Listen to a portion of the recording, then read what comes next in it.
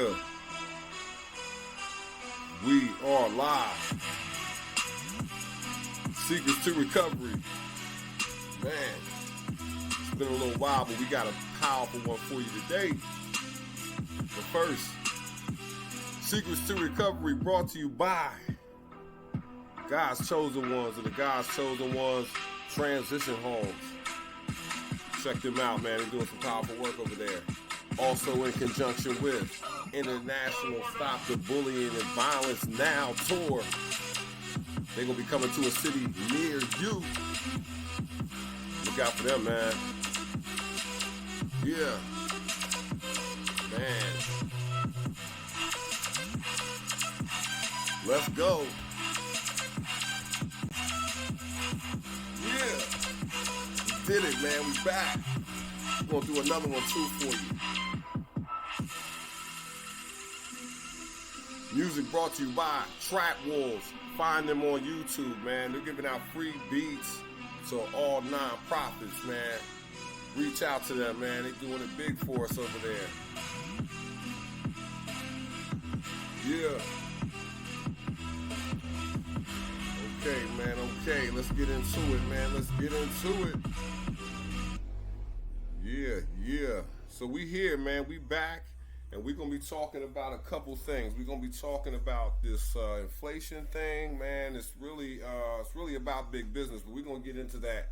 And then also we're going to check out a story coming out of, I think it was Ohio, I believe. We're going to check that out. A couple kids got into some trouble, but good or bad, right and wrong, those lines are being blurred. So we want to take a look at that too. So let's go ahead and switch over to the browser. We go ahead and get started. Okay, yeah, you see them up there. That's the Trap Wolves, man. That's a powerful song they got right there. So you can check them out on YouTube, man. They'll be able to provide you any kind of music you need, especially for the non-profits, but even for the for-profits, they got some good prices over there. So check this out, man. First, we're gonna start with now.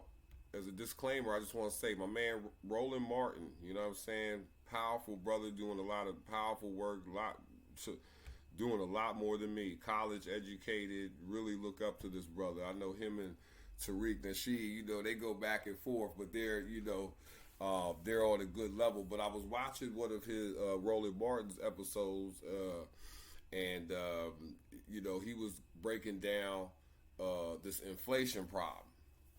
So check this out right here.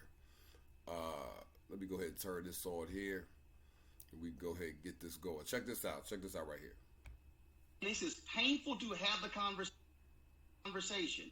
We are living with the after effects of an international pandemic that nobody could have predicted was going to come this way.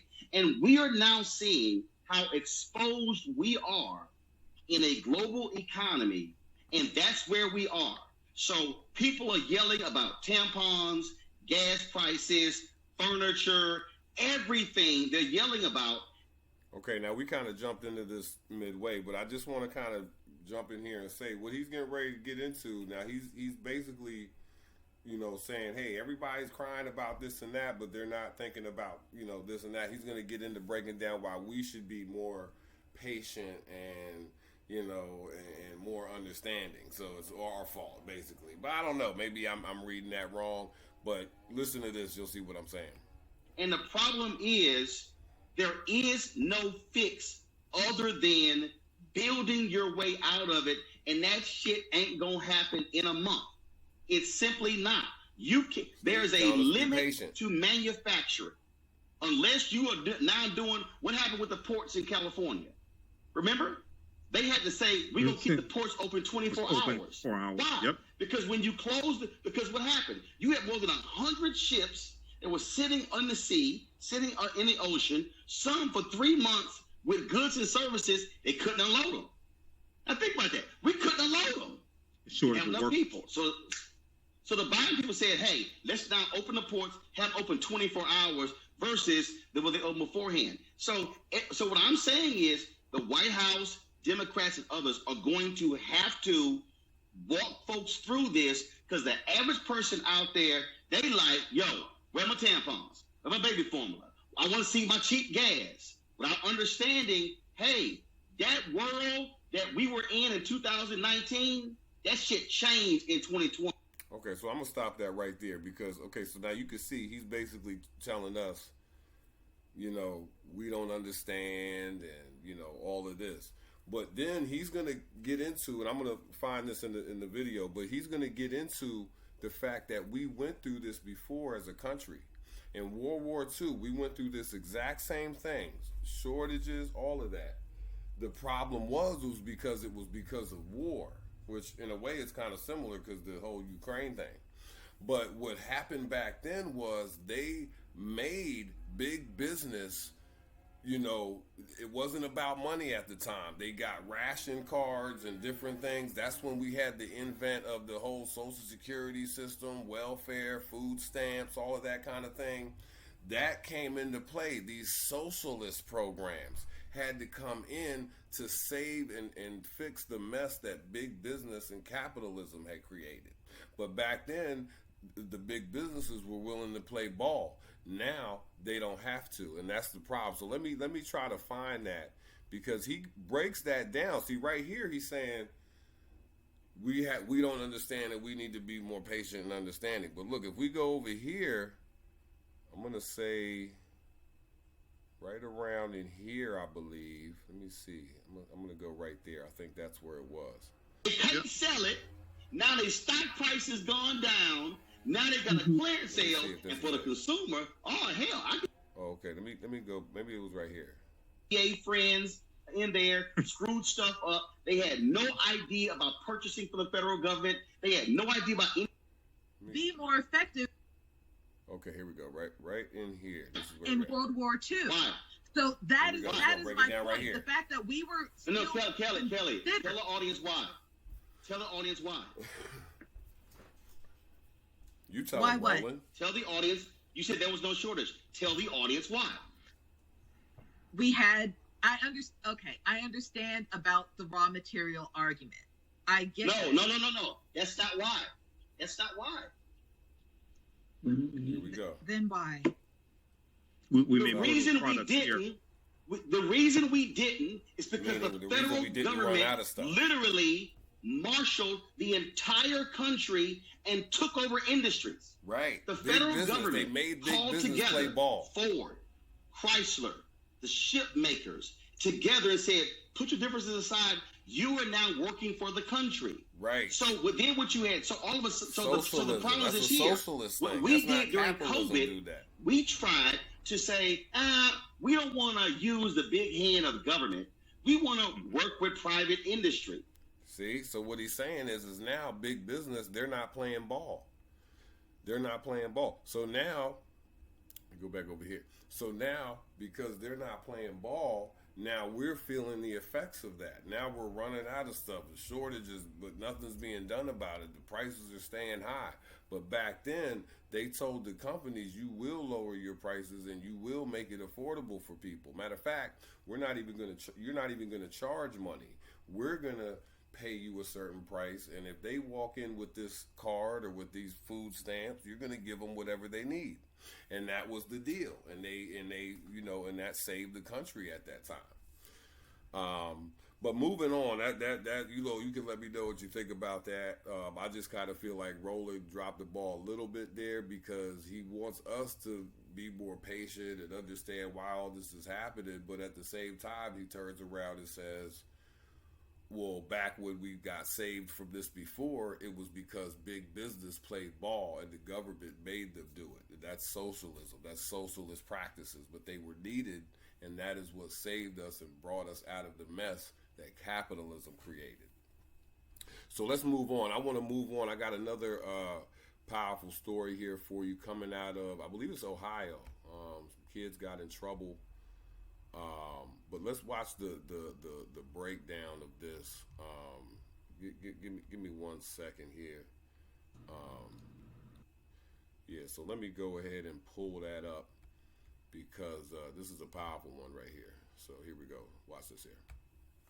New developments tonight in the beating death of an Akron teenager. Police arrested 3 people in connection with the murder of the 17-year-old who was killed near the I Promise school in Akron last week. News 5's Catherine Ross is live tonight in Akron with the developing details. Hi, Catherine. Another thing, I Promise is LeBron James' school, so they keep trying to tie LeBron James in it. LeBron James had nothing to do with it, and I don't even think it happened on the school campus. Shout out to Tariq Nasheed. I'm kind of bringing Roland and Tariq together on one video. They probably both won't like that, but you know, the stories that they have, you know, they just was related for the video today. But here we go. Check this out. Campus, but they said near the school, so they keep trying to tie in LeBron James. Yeah, Tracy, this case. And also, just for YouTube purposes, you know, this is fair use. No copyright violation here. This is fair use. We're giving our commentary. Fair use, fair use. So here we go.